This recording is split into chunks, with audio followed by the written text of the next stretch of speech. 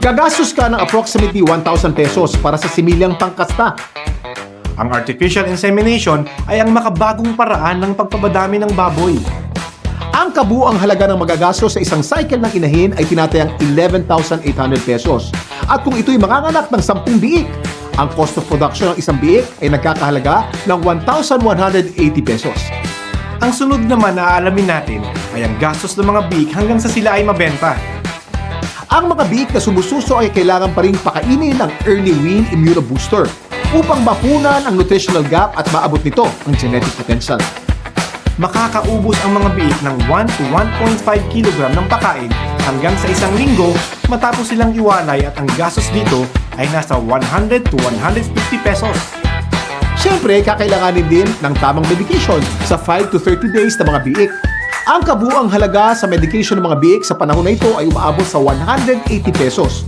Murang-mura para sa kalidad ng medication ng mga baboy. Kabilang na dito ang pagbibigay ng Apralite panglaban sa pagkatain ng biik, Jectran Premium para naman makaiwas sa anemia, Coglapest bakuna laban sa hog cholera, at Bexan SP upang mas maging malusog ang mga biik at mabilis lumaki. Kaya para sa mga medication ng inyong baboy, sagot ka ng Yunako. Pagkawalay naman ng mga biik, may iba't ibang paraan sa pagpapakain sa mga palakihing baboy. Maaari nating sundin ang Pigrolac Feeding Program.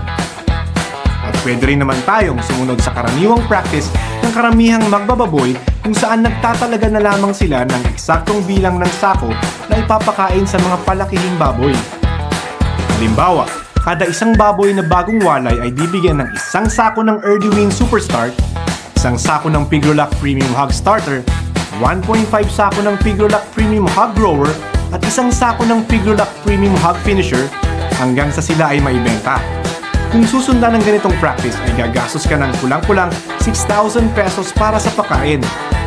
Sa mga ganitong edad ay kakailanganin pa rin silang purgahin ang latigo, bakunahan ng Coglapest, laban sa hog cholera, bigyan ng Bexan SP para sa mabilis na paglaki, at Digestiaid 4X para sa mas magandang pagtunaw ng pagkain.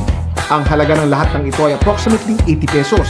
Sa kabuuan ng gastos o ang cost to produce ng isang pambentang baboy gamit ang pamamaraan na ito ay higit kumulang 7,500 pesos. Kung fully operational na ang isang 10 sow level farrow to finish operation, makakapag-produce ito ng 16 heads ng pambentang baboy kada buwan. Kung kaya't maaring kumita ito ng 32,000 pesos per month o 384,000 kada taon. Mas madali ka nang kikita dahil ngayon may knowledge ka na sa kung paano ba ginagawa sa isang farrow to finish operation.